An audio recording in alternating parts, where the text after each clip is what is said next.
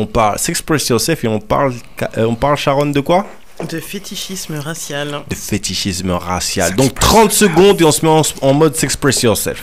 Et tout de suite, on passe à la rubrique s'express yourself. Sharon, la thématique du jour. Alors, elle est bien particulière, cette thématique. Et je pense qu'il faut en prendre soin pour que les gens comprennent bien là où on veut aller, ce qu'on veut dire, etc. Okay. Donc, est-ce que tu peux nous dire la thématique? Ouais. Alors, donc ce soir, on va associer la question du racisme et de la sexualité. Puisque comme vous le savez, dans S'Express Yourself, l'idée, c'est aussi voilà, de toujours vous donner des infos, des conseils, et aussi vous éclairer quelques clés aussi sur la manière dont vous pouvez bien vous réapproprier votre sexualité et être pleinement acteur de... voilà, dans votre vie sentimentale, sexuelle et tout le bazar, quoi. La question du fétichisme racial, alors j'ai pas trop voulu développer tout à l'heure, mais on va prendre le temps de le faire maintenant. Juste déjà pour commencer, rappeler que ce sujet, en fait, il est très présent sur Internet et il y a des tas d'articles.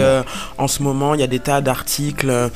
Il y a encore quelques jours, il y a AJ+, qui a fait une mais vidéo. C'est pas pareil, nous on le vit, quoi. Voilà.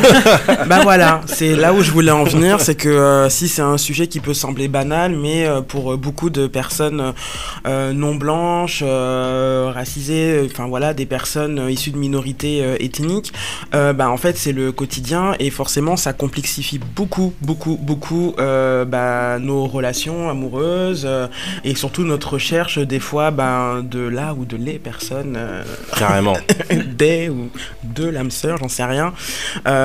Donc gros sujet et grosse difficulté au quotidien parce que c'est jamais facile de savoir si on nous aime pour ce qu'on est ou est-ce que en fait on nous fétichise, donc c'est-à-dire qu'on a une admiration totalement exacerbée et déplacée envers nous et surtout qui est basée en fait sur nos traits physiques. Mais il faut bien que ce soit clair ce que tu dis, parce que là, ça veut dire que si par exemple, il faut bien que les gens comprennent, on prend par exemple un homme ou une femme noire et un homme ou une femme blanche. Et là, on parle carrément du fait que la personne blanche va avoir, par rapport à son éducation, ce qu'elle a ingurgité à la téloche, etc., elle va plus être avec l'autre personne, du coup, par rapport au côté fétiche, c'est-à-dire par rapport à la représentation qu'elle a de la personne vis-à-vis de tout ce qu'elle a déjà vu à la télé, que par rapport à la personne elle-même. C'est-à-dire, par exemple, si c'est une femme et qu'elle a vu des mecs noirs bodybuildés, etc., va être plus sur le corps noir, le noir, il est comme ci, comme ça. Voilà, donc quand je disais attirance exacerbée, un désir sexuel qui est finalement que conditionné sur ce que je vois de l'autre, c'est-à-dire je le réduis en fait à un corps, je le réduis à sa couleur de peau, à ses traits, à ses caractères en fait physiques. Donc c'est concrètement parce que je kiffe les blacks. Parce que les blacks ont des rondeurs, si on s'intéresse aux femmes noires par exemple, bien membrés. Parce que les hommes sont bien membrés, mais on peut aussi parler de ça pour les populations par exemple asiatiques où on parle souvent du yellow fever, donc et de toute la fétichisation qui existe autour des femmes asiatiques qui sont dociles et douces, soumises, mais on peut aussi parler des femmes maghrébines où on parle souvent des beurettes par exemple. Donc tout ça c'est pour dire que c'est des discours, c'est pas une question de préférence en fait. Là il n'est pas question de préférence, là il est question vraiment d'un fétichisme vraiment où clairement il est nourri par du racisme en fait, et que clairement ses propos, ses attitudes, ses comportements sont imprégnés aussi d'un passé et d'une histoire tout simplement coloniale et esclavagiste, et comme je le disais tout à l'heure, ce sont les bribes en fait de ces histoires qui se perpétuent encore aujourd'hui dans la société, dans les rapports interpersonnels, et que il y a des gens qui vont vous sortir à l'aise que j'adore me taper des renois et va trouver ça limite normal et va pas du tout percevoir à aucun moment que en fait son discours il est problématique en fait.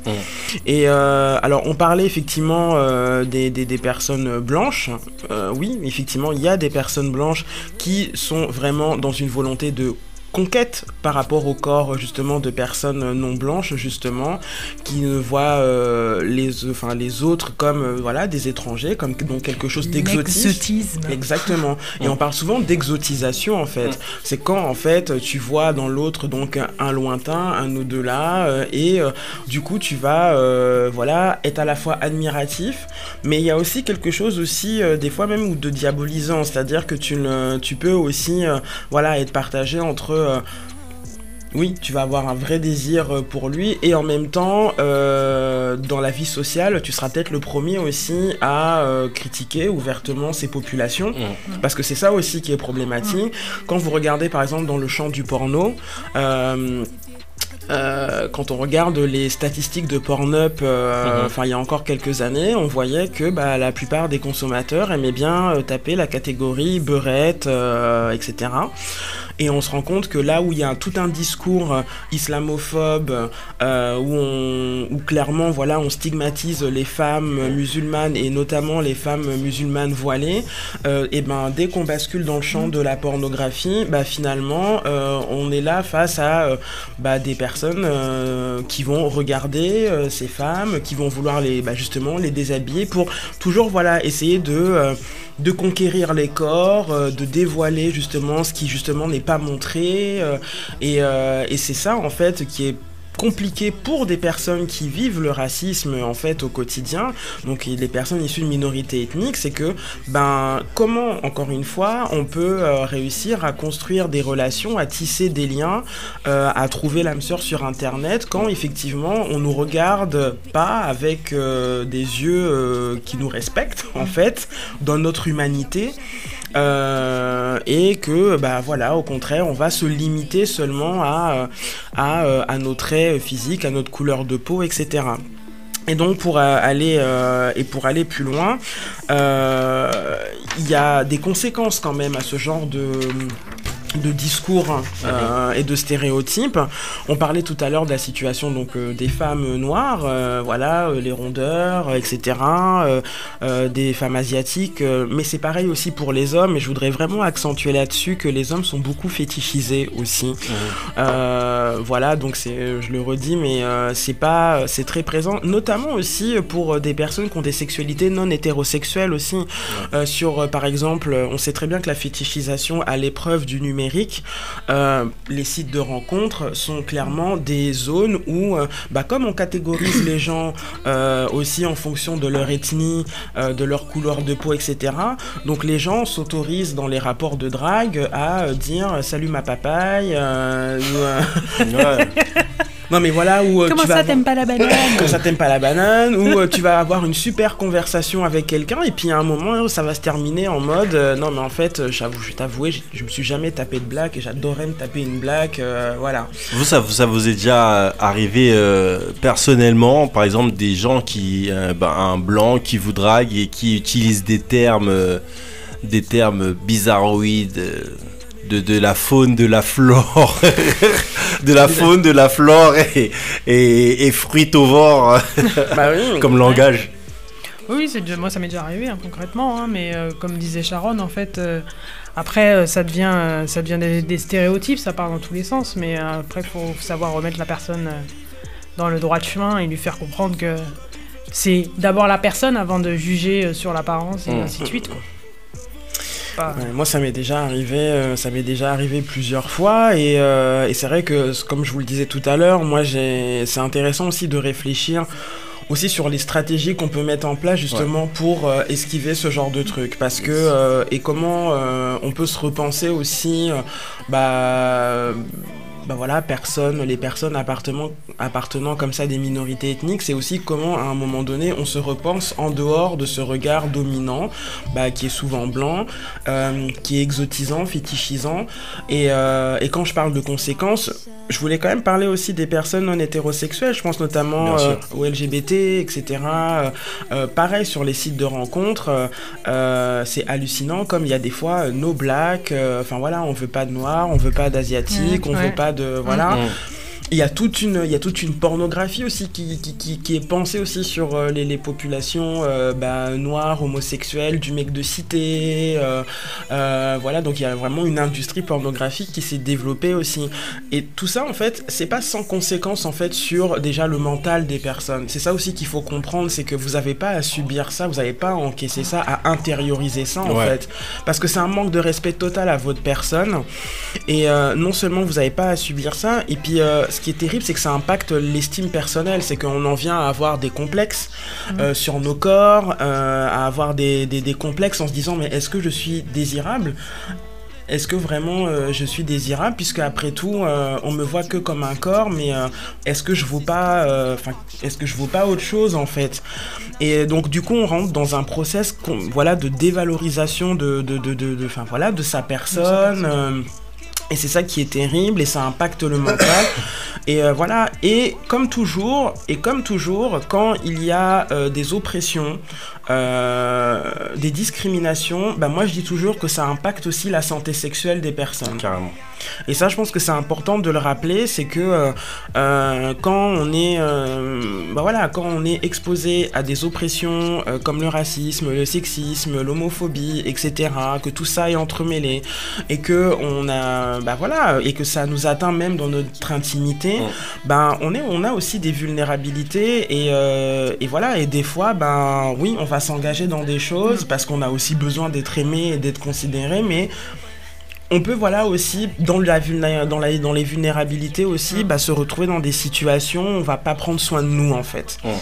Donc c'est ça aussi qu'il est important aussi de souligner aussi derrière cette histoire de fétichisme racial, c'est l'impact que ça a aussi sur les populations en tout cas exposées au racisme.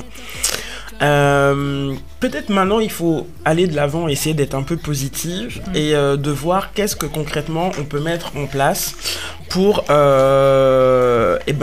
déjouer, contrer ce genre de choses. Je ne sais pas si Mac tu as des stratégies, mais moi j'en ai quelques-unes. Ok ma gazelle, je vais me faire défoncer à la fin du truc. Ok ma gazelle, vas-y, oh putain, c'est terminé, je suis en train de me faire samater, merde. Moi, des stratégies, franchement, ma stratégie par rapport à... parce que finalement, on ne sait pas sur qui on tombe. Donc moi, déjà, ça dépend du contexte sur lequel je vais tomber sur les personnes, par rapport aux personnes. Donc si je tombe sur un contexte... moi, concrètement... déjà dans mes stratégies, j'ai pas de stratégie vraiment établie, comme si je me dis voilà, j'ai telle stratégie. Après moi je suis plus attiré par les femmes noires, et si je tombe sur une femme blanche qui me plaît, ça veut dire qu'il faudrait que le truc se fasse directement, voilà, sans que je me pose de questions. Mais à partir du moment où on rentre dans quelque chose, moi j'aime bien savoir avec qui je suis. Et la problématique, c'est que je suis très radical quand ça part en vrille. J'ai déjà eu une réflexion quand je sortais avec une demoiselle qui m'a sorti un jour, ah ouais, mais les Africains et leurs odeurs. Et elle a cru que parce que j'étais antillais, ça me concernait pas. Mais pour moi, à partir du moment où tu me sors une phrase comme ça, c'est qu'il y a quelque chose qui cloche. Tu vois ce que je veux dire?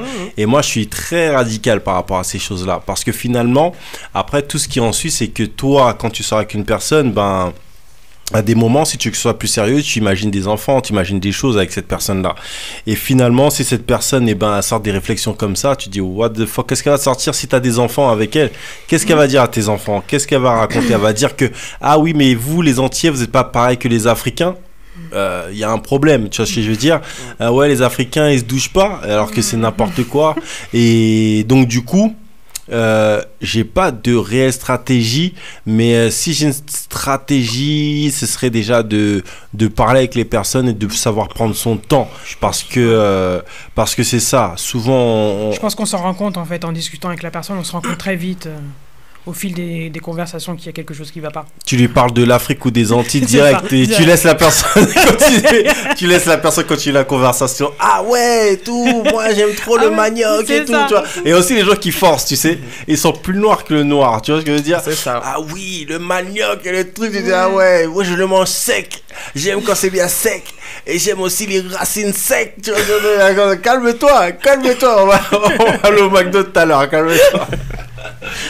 Bah écoutez, ce qui est intéressant, c'est que finalement, en vous écoutant, ce qui est important pour vous, c'est de discuter en fait. C'est que vous avez besoin de savoir à qui vous avez affaire et si dans les regards de la personne, en tout cas, ou dans les échanges, la personne, elle vous respecte pour votre personne et qu'elle ne vous réduise pas ou ne vous limite pas à finalement à votre ethnicité, quoi.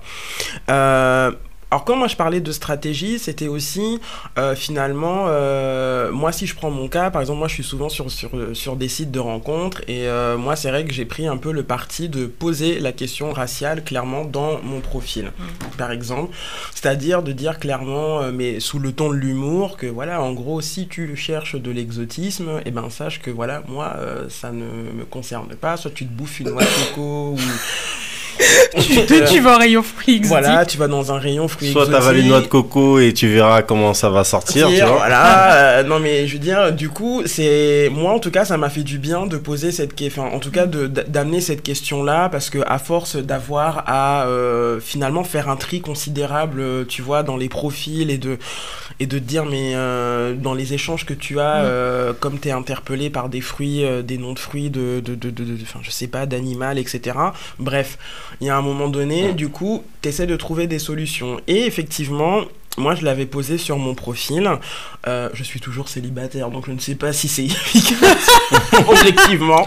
Et ben, c'est peut-être que, justement, tu vois, t'es là, les mecs, ils voient le truc, ils font ah mince, ça veut pas d'exotisme. Mais en tout cas, c'est plutôt pas mal parce que du coup, moi, après, j'ai vu des personnes, et notamment, par exemple, des mecs blancs que j'ai pu rencontrer après, et c'est vrai que du coup, on a pu en discuter sereinement. C'est-à-dire que, dis donc, t'as quand même parlé de ces trucs-là, mais genre, qu'est-ce que les mecs peuvent bien te dire pour que tu puisses mettre ça sur ton profil. Et donc je leur raconte, bah voilà, les saluts, ma papaye, les machins, tout ça. Ils disent, mais genre, on dit vraiment ça? Je dis, ouais, il y en a qui le disent. Et quand on discute, c'est pas pour autant que ce mec-là, il est exempté de racisme, tu vois, parce que, voilà, il va... peut-être dans la conversation me sortir aussi des trucs qui sont tout aussi problématiques, mais comme lui il va le dire dans un truc hyper smooth, tu vois, dans la séduction, etc., machin, ça va passer crème. Bah non, en fait. Et ce qui est important, c'est voilà, c'est quand on est effectivement une personne racisée, ce qui est peut-être aussi important, c'est déjà de se dire que on a le droit déjà de trouver l'amour. C'est ça paraît stupide ce que je dis, mais faut surtout pas que ces réalités-là nous fassent douter de notre possibilité d'être amoureux ou amoureuse, ou en tout cas d'avoir des relations one shot, etc. Au contraire, la seule chose, c'est peut-être que c'est de conscientiser le fait aussi qu'on est dans une société où effectivement, nos couleurs de peau, nos physiques, nos corps sont discriminés, stigmatisés, stéréotypés, et qu'on n'a pas à subir ça dans nos vies affectives, et que du coup ça va nous demander, et c'est horrible, mais ça nous demande un tri incroyable, et que effectivement, comme l'a dit Makessini, c'est effectivement de poser des questions, de poser tes questions, notamment quand on est face à des personnes qui appartiennent à des catégories dominantes, et en l'occurrence les blancs. Moi j'ai quand même des conseils aussi à donner à des personnes blanches. On veut les conseils. Déjà, pour les personnes blanches, moi je trouve que c'est intéressant aussi déjà de s'éduquer, parce que Street Diamond c'est ouvert à tout le monde, et que par conséquent il n'y a pas de raison. Même si t'es une femme blanche, tu peux tenter. C'est ouvert à tout le monde, mais c'est intéressant aussi que les dominants se questionnent aussi sur, et en l'occurrence les blancs se questionnent sur leur blanchité, parce que si on veut lutter aussi intelligemment contre le racisme, tout le monde doit se remettre en question, et que le blanc n'est pas une couleur neutre.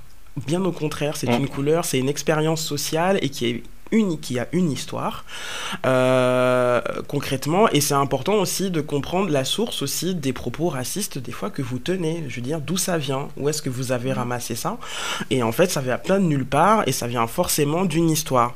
Donc c'est important de s'éduquer, et aujourd'hui sur internet il y a des tas de vidéos, d'articles, de sites, etc. où vous pouvez trouver des infos sur le fétichisme racial.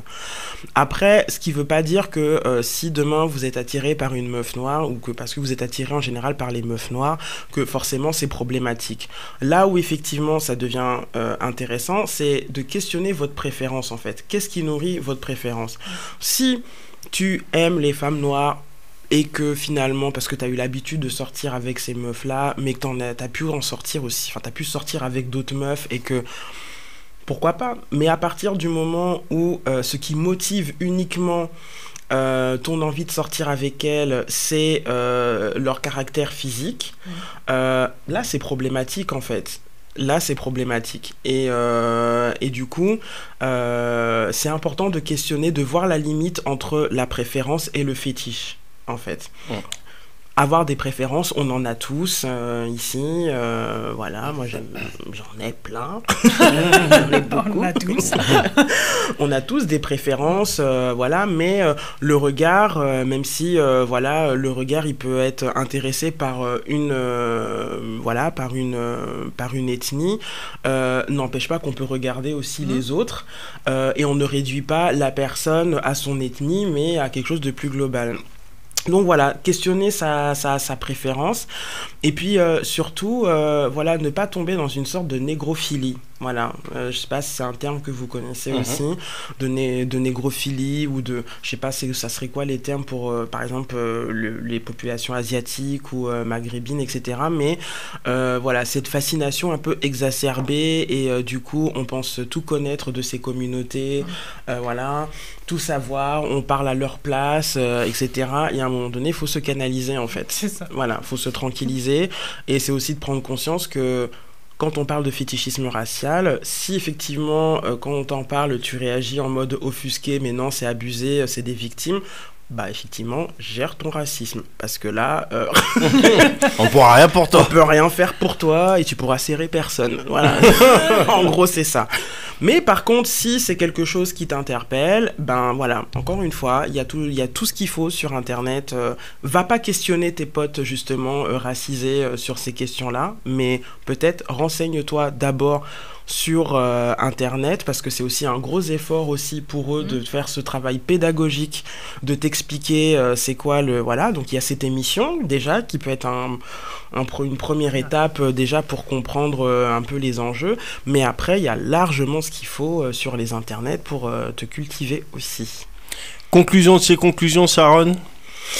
Conclusion de chez Conclusion, oulala, bah écoute... T'as 30 secondes pour la conclusion. Oh, mais c'est compliqué en 30 secondes. Non, bah j'espère en tout cas que le sujet aura eu un écho. En tout cas chez chacune et chacun d'entre vous, et qu'encore une fois sur Street Diamond on dit, nous ce qui nous intéresse c'est vraiment que voilà, vous puissiez aussi avoir des sexualités, des vies affectives aussi le plus épanouies possible, et c'est juste pas acceptable que le racisme pointe son nez au pieu en fait, et encore une fois, c'est pas de la victimisation, c'est vraiment des oppressions qui vraiment impactent la santé mentale et la santé sexuelle aussi des minorités ethniques. Donc voilà, que chacun fasse son taf, prenne ses responsabilités, check ses privilèges et essaye d'améliorer les choses.